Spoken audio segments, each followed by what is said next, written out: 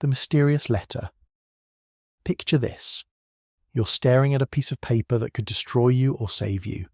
It's a letter, written by a father who just lost his 2-year-old daughter. But here's what's shocking.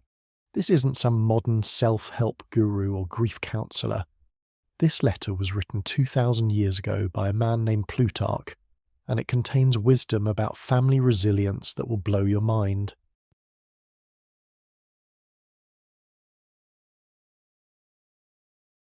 The shocking discovery. Let me ask you something that might make you uncomfortable. When was the last time someone told you it was okay to grieve differently than everyone expects? Here's what nobody talks about. We live in a world that has weaponized grief.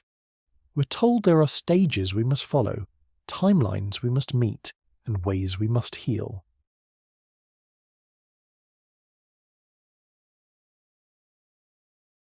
Plutarch, the revolutionary.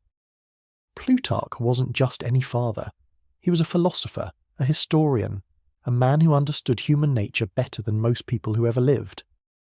And when his beloved daughter, Timoxena, died at just 2 years old, he did something revolutionary. He didn't fall apart. He didn't rage at the gods. He didn't sink into depression for months or years.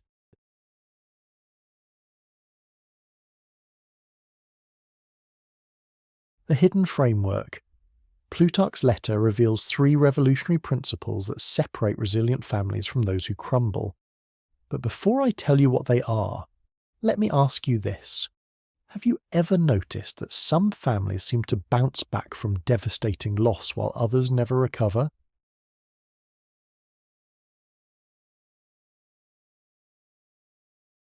Principle 1. Partnership in pain. Here's the first secret that will shock you. Plutarch didn't try to be the strong one for his wife. He didn't bottle up his emotions or pretend everything was fine. Instead, he did something radical. He acknowledged that grief is a shared experience that requires shared wisdom.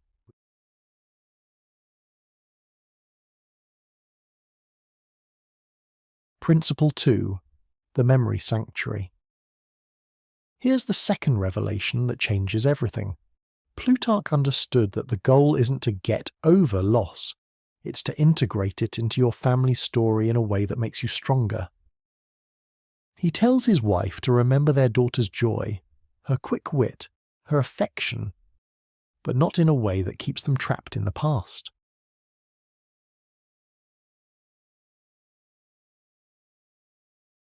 Principle 3. The resilience transfer.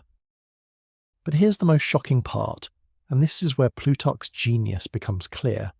He understood that how parents handle tragedy directly programs their children's ability to handle future challenges. In his letter, he's not just comforting his wife, he's protecting his surviving children by modelling resilient grief.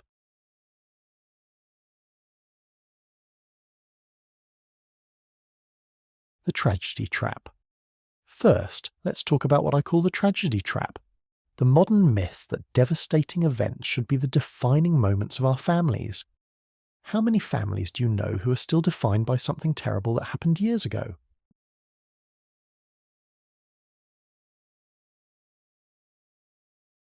The partnership protocol. Most couples make the fatal mistake of trying to protect each other from their own grief. The husband thinks he needs to be strong for his wife. The wife thinks she needs to hide her pain from her husband. They end up grieving in isolation, growing apart exactly when they need each other most.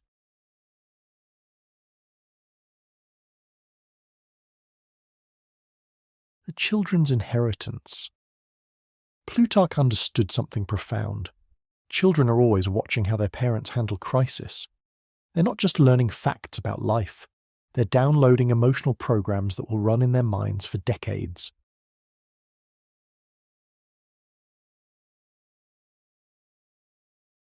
The anti-fragile family.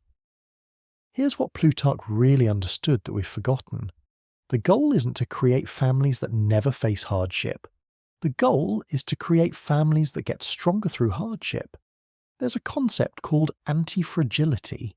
Things that don't just survive stress, but actually improve because of it.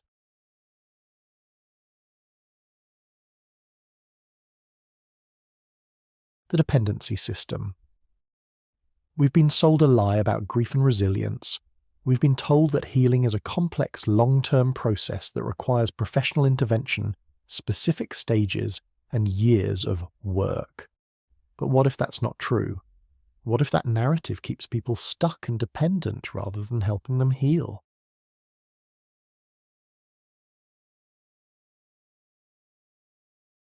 The strength paradox. Here's another uncomfortable truth. We've been taught that acknowledging strength in the face of tragedy is somehow disrespectful to our pain. Plutarch would have found this bizarre. The modern world has created a false choice. Either you're completely devastated by tragedy, or you don't really care.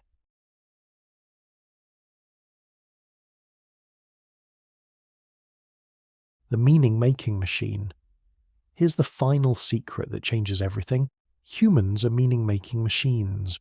We will create a story about our tragedies, whether we're conscious of it or not. The question is, will it be a story of victimhood or resilience?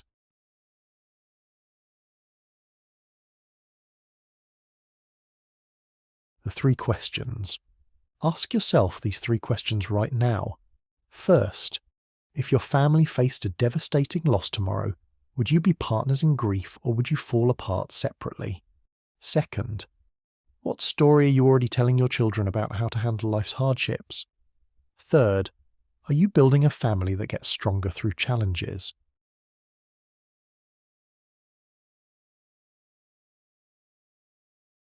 The ancient wisdom, modern action. Here's what I want you to do this week.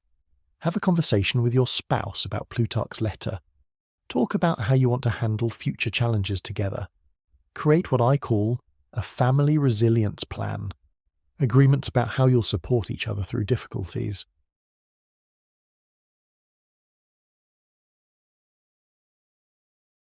The ripple effect. Because here's the thing.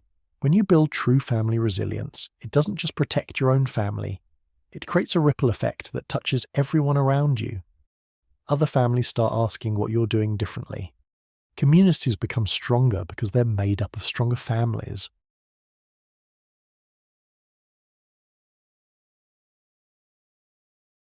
The transformation. The families who get this right don't just survive tragedy. They use it as fuel to create something beautiful and unbreakable. They become families that other families look to for hope and guidance. That's the real gift Plutarch gave us in his letter to his wife. Not just comfort in the moment of loss, but a blueprint for building families that are truly unbreakable.